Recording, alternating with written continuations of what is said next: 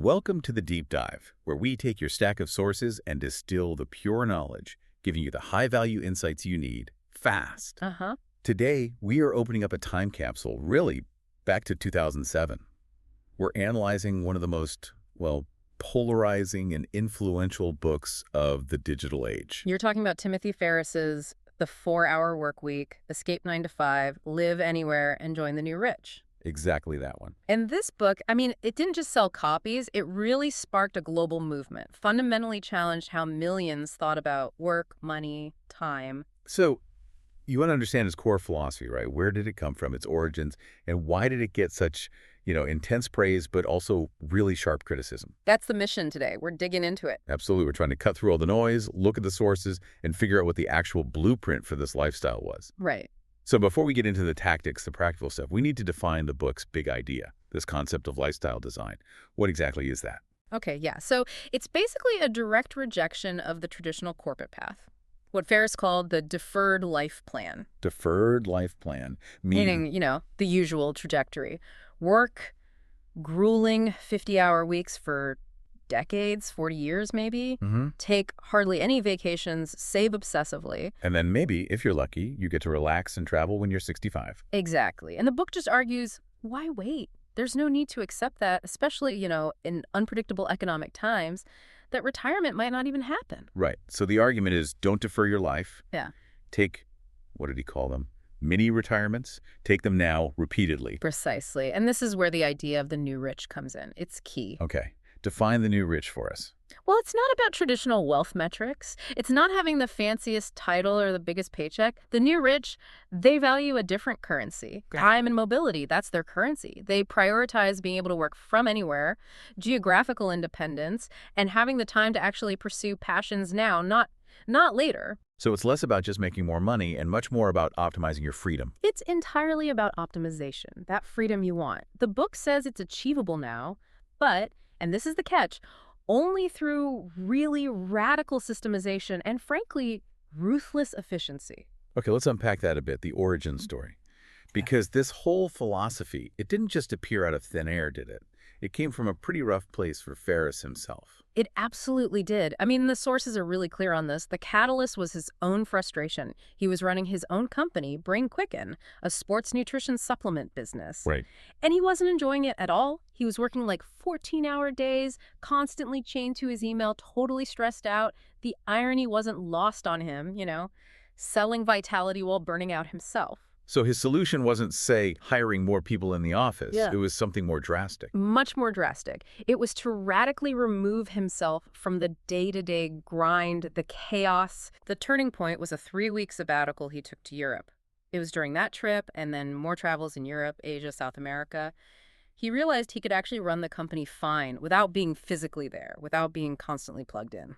So that distance forced him to create systems. Exactly. That enforced distance led him to develop this streamlined system. And this system, this is the core of the 4-hour workweek, right? It involves some pretty extreme measures, especially the early automation tactics. They're kind of famous now, maybe infamous. Well, the first really radical one was checking email only once per day. Just once. Imagine that back in 2007. Wait, hold on. Once a day. For anyone with a demanding job, client work, that sounds like a recipe for disaster. How did that even work? That seems like just ignoring things. Well, that's where the other tactics came in. It wasn't just limiting email. It was about figuring out the vital 20% of communication, what actually mattered. And the other key tactic, the one that really fueled the whole live anywhere dream, was outsourcing. Pushing small, time-sucking daily tasks off to virtual assistants, VAs. Right, the VAs. Yeah. And the sources mention services like Ask Sunday. What kinds of tasks are we talking about? And there was something about how they were paid. Yeah, we're talking about things like booking travel, handling basic customer service emails, scheduling, even answering phones sometimes. And yes, the sources noted the VAs, often in places like India, were paid what was described as meagerly by Western standards. And that detail is important because it immediately points to one of the big ethical issues critics later raised. This new rich lifestyle often relied on automating work away by taking advantage of global wage differences. That's a really crucial link. Personal burnout leading to a global labor strategy.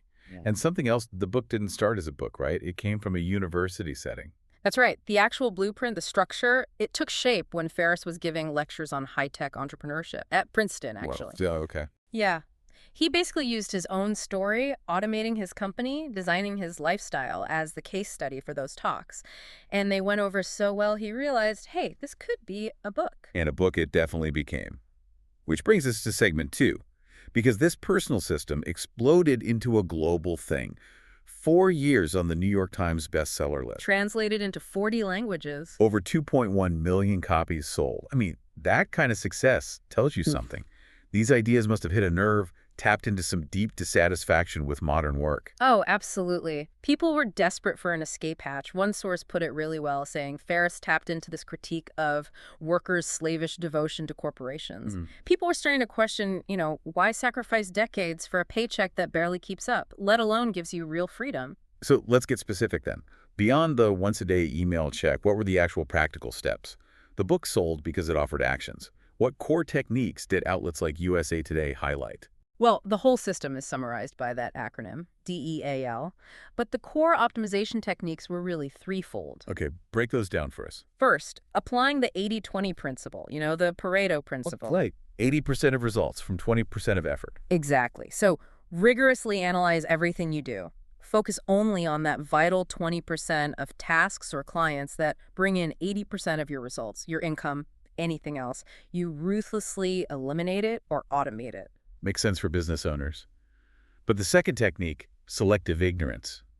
That sounds, well, provocative, like a direct attack on staying informed. It kind of is. Selective ignorance means consciously tuning out information that doesn't directly help you hit those 80-20 goals. Like what?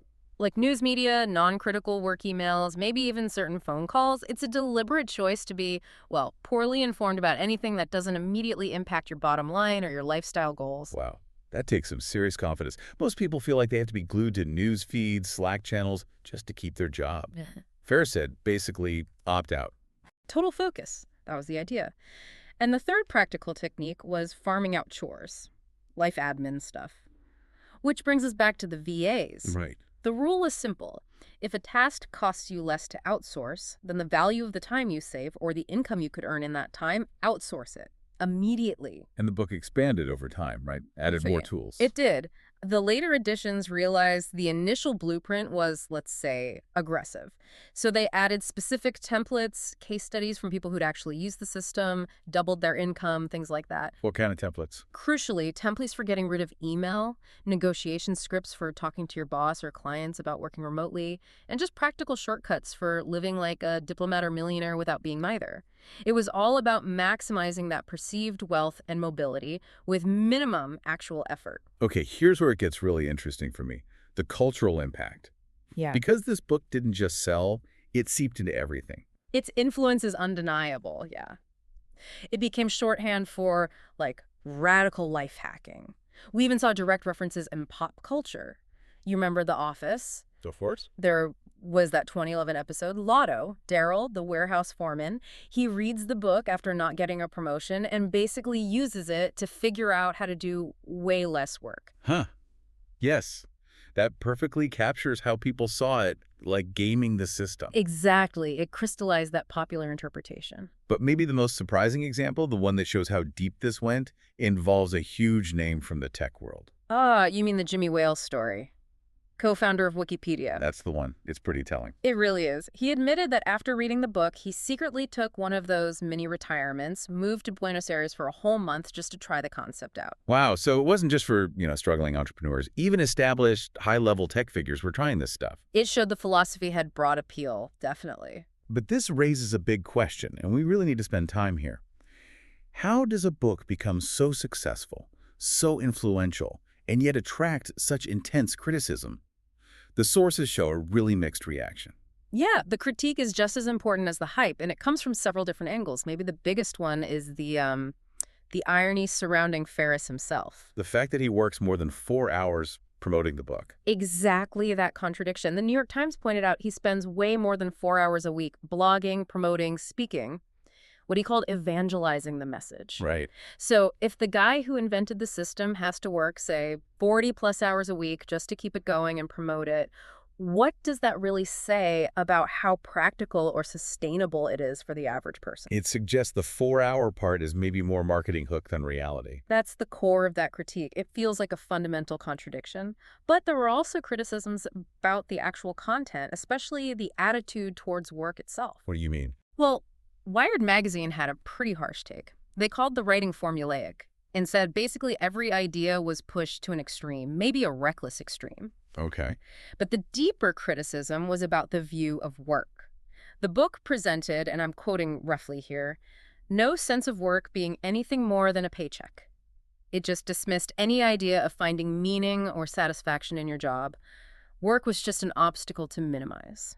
So critics felt it offered an escape route from the 9-to-5 grind, but maybe not a path to actual fulfillment, just time saving. Precisely. And beyond that, some reviewers just found the book itself a slog to get through. Really? How so? Some said it was too long, kind of hard to read. They felt you had to wade through all this detail about setting up online businesses, financial ventures, the new rich stuff, just to find the actual efficiency tips they wanted. Okay.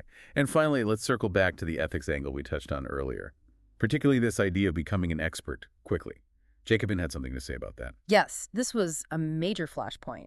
Jacobin and others criticized the advice to essentially become a fake expert. Fake expert. Meaning, the book seemed to suggest you could create the perception of expertise fast by cherry-picking information, using marketing techniques, rather than putting in the time to genuinely gain deep knowledge and credentials. So for critics, this encouraged a kind of superficiality. It prioritized looking valuable over being valuable. That sounds like the selective ignorance applied to expertise itself. Just know enough to sound credible, automate the rest. It feels a bit cynical about real learning. It does. It definitely raises that question. If the new rich value time and mobility above everything, even genuine expertise or commitment to a craft, what's the real cost of that kind of hyper-optimized attachment?